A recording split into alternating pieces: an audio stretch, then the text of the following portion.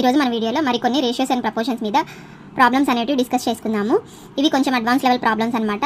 Previous year model questions ని base చేసుకొని discuss చేస్తున్నాను. అలాగే మన ఛానల్లో రేషియోస్ అండ్ ప్రపోర్షన్స్ మీద basic concepts, basic level problems level by level discuss చేసుకుంటూ వచ్చామన్నమాట. అవన్నీ రేషియోస్ అండ్ ప్రపోర్షన్స్ ప్లేలిస్ట్లో ఉన్నాయి. అవన్నీ వెళ్ళి ఒకసారి వాచ్ చేయండి. ప్లేలిస్ట్ అంతా మీ అందరికీ ఈజీగా అర్థమయ్యే విధంగానే ఎక్స్ప్లెయిన్ చేశాను. అలాగే మన ఛానల్లో యావరేజెస్, సింప్లిఫికేషన్, డివిజిబిలిటీ రూల్స్ మీద ప్రాబ్లమ్స్ అనేటివి ఉన్నాయన్నమాట. అవన్నీ కూడా వెళ్ళి ఒకసారి వాచ్ చేయండి. వాటి ప్లేలిస్ట్లో ఉన్నాయి. అవన్నీ సింపుల్గా అందరికీ అర్థమయ్యే విధంగా ఎక్స్ప్లెయిన్ చేశాను.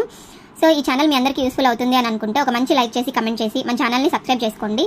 అలాగే మీ ఫ్రెండ్స్ అండ్ ఫ్యామిలీస్కి షేర్ చేయండి. నేను పెట్టిన వీడియో మీకు నోటిఫికేషన్గా రావాలి అని అనుకుంటే బెల్ ఐకాన్ అనేది యాక్టివేట్ చేసుకొని పెట్టుకోండి. సో నేను ఎప్పుడు వీడియో పెట్టినా మీ వరకు నోటిఫికేషన్ అనేది వస్తుంది అనమాట. సో ఈరోజు మన ఫస్ట్ ప్రాబ్లంలోకి వెళ్ళిపోతే, in a college union there are 48 students. The ratio of the number of boys to number of girls is 5:3.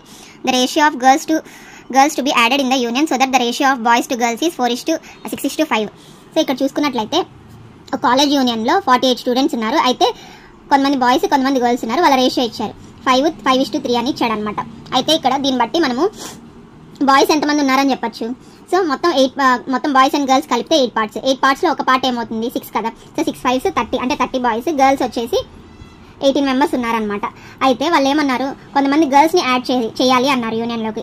Add చేస్తే రేషియో ఆఫ్ బాయ్స్ గర్ల్స్కి 6:5 అవుతుంది అన్నాడు అనమాట. సో ఎంతమంది గర్ల్స్ని యాడ్ చేయాలో మనకు తెలియదు. సో అది నేను ఎక్స్ అనుకుంటాను. సో బాయ్స్ అంతమందే ఉంటారు, ప్లస్ గర్ల్స్ 18 మెంబర్స్కి కొంతమంది ఎక్స్ మెంబర్స్ అనే గర్ల్స్ని యాడ్ చేస్తే 6/5 అవుతుంది రేషియో. క్రాస్ మల్టిప్లై చేస్తే ఇది 150 is equal to 35 150 is equal to 6 × 18 plus 6x అనమాట. So 6x is equal to ఇక్కడ ఏమొస్తుంది, 150 మైనస్ 6 18s మనకి 108 అవుతుంది అనమాట. 6x ఈజ్ ఈక్వల్ టు 42 వస్తుంది. x ఈజ్ ఈక్వల్ టు 7, అంటే ఆన్సర్ వచ్చేసి మనకి 7, అంటే 7 మెంబర్స్ని యాడ్ చేస్తే రేషియో వచ్చేసి 6:5 అవుతుంది.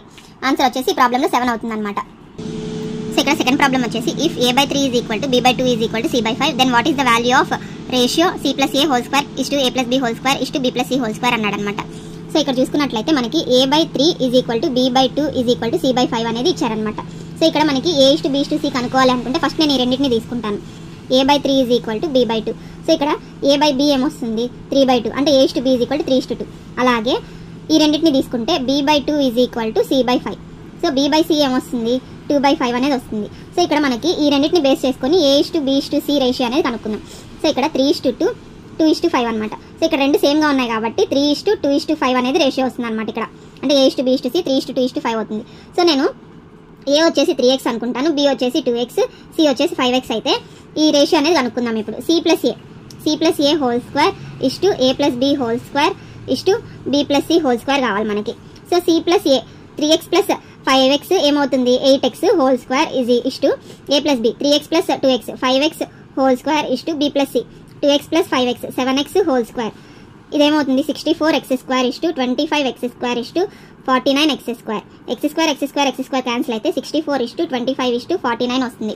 సో ఇది రేషియో అవుతుంది. దీన్ని ఇంకా సింప్లిఫై చేయలేం కాబట్టి మనకి ఇచ్చిన క్వశ్చన్కి రేషియో అనేది 64 ఇస్ టు 25 ఇస్ టు 49 అవుతుంది అనమాట ఇక్కడ. సో ఇక్కడ థర్డ్ ప్రాబ్లం చూసుకున్నట్లయితే, the compound ratio of the inverse ratios of the ratios x:yz, y:xz, z:xy అనమాట. సో ఇక్కడ 3 రేషియోస్ ఇచ్చాడు, x/yz, y/zx, z/xy అన్నాడు అనమాట.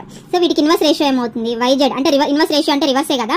సో yz/x, zx/y ఇది వచ్చేసి ఇన్వర్స్ రేషియో xy/z అనమాట.